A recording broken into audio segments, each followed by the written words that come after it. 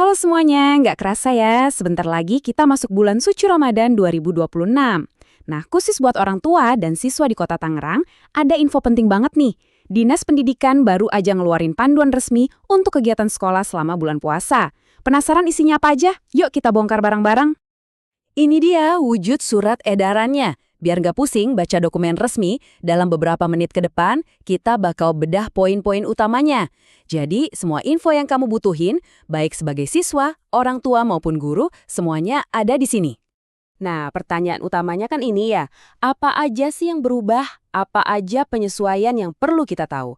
Yuk kita cari tahu jawabannya, mulai dari tanggal-tanggal pentingnya dulu. Oke, kita langsung aja lihat kalender sekolah selama periode Ramadan. Penting banget nih buat dicatat tanggal-tanggalnya, biar gampang buat merencanakan semuanya. Oke, jadi alurnya begini ya, dimulai dengan belajar mandiri di rumah dari tanggal 18 sampai 21 Februari. Terus, dari 23 Februari sampai 14 Maret, siswa kembali masuk sekolah, tapi ada beberapa penyesuaian. Nah, setelah itu baru deh libur Idul Fitri yang ditunggu-tunggu dari 16 sampai 27 Maret. Dan akhirnya sekolah normal lagi tanggal 30 Maret. Cukup jelas kan alurnya? Sekarang kita masuk ke bagian yang paling bikin penasaran. Belajar di sekolah selama Ramadan itu bakal kayak gimana sih? Apa aja bedanya sama hari-hari biasa? Oke, ini dia detail jam belajarnya. Untuk sekolah pagi masuknya jam setengah 8. Kalau yang siang, jam setengah 1. Tapi yang paling penting, lihat deh, durasi tiap mata pelajaran itu dipotong, bisa sampai 30 menit. Tujuannya jelas, biar siswa yang lagi puasa tetap bisa fokus dan nggak terlalu capek. Ternyata bukan cuma jam belajar loh yang disesuaikan. Ada 1 minggu khusus, yaitu dari tanggal 9 sampai 14 Maret yang bakal fokus penuh untuk kegiatan pendalaman spiritual. Kegiatannya apa aja tuh?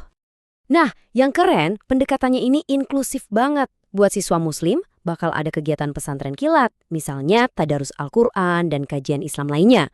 Sementara itu, siswa non-muslim juga akan dapat bimbingan rohani yang sesuai dengan keyakinan mereka masing-masing. Jadi minggu ini benar-benar jadi momen pendalaman iman buat semua siswa. Terus gimana dengan pelajaran lain? Tentu ada penyesuaian juga. Kegiatan fisik yang berat kayak PJOK atau pramuka bakal dikurangi intensitasnya. Para guru juga dianjurkan buat lebih banyak pakai penilaian formatif, jadi penilaiannya berjalan terus dan memberikan dukungan ekstra buat siswa yang butuh. Gak cuma siswa, jam kerja para guru dan staf sekolah juga ikut disesuaikan. Ini semua dilakukan supaya seluruh ekosistem sekolah bisa berjalan dengan nyaman dan harmonis selama bulan Ramadan. Oke, dari sekolah sekarang kita geser ke rumah. Karena peran orang tua juga ditekankan banget dalam surat edaran ini. Yuk kita lihat apa aja sih rekomendasi buat para orang tua. Nah, ini ada kutipan langsung dari surat edarannya yang menurut saya penting banget. Intinya jelas, kegiatan belajar di rumah diharapkan nggak membebani siswa. Jadi, nggak ada lagi tuh proyek yang butuh biaya besar atau PR yang bikin pusing selama Ramadan. Sebagai gantinya PR yang berat, orang tua justru didorong buat ngajak anak melakukan kegiatan-kegiatan positif. Contohnya, bisa ibadah bareng, baca buku, main game yang mengasah logika, atau bahkan silaturahmi ke keluarga.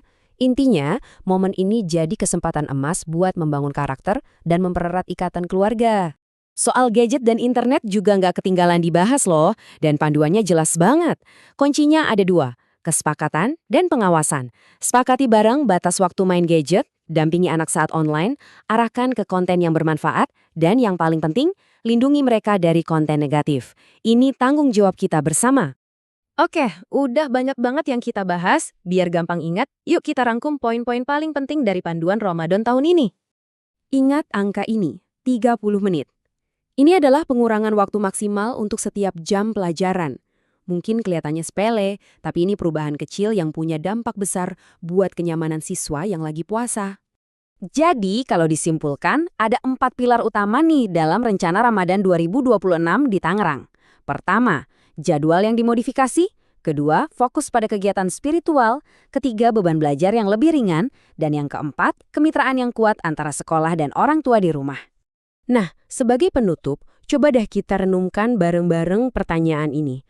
Aturannya sudah ada, panduannya sudah jelas. Pertanyaannya sekarang adalah, gimana kita semua, guru, orang tua, dan juga siswa bisa kerjasama dengan baik supaya Ramadan kali ini jadi pengalaman yang benar-benar bermakna dan berkesan buat anak-anak kita.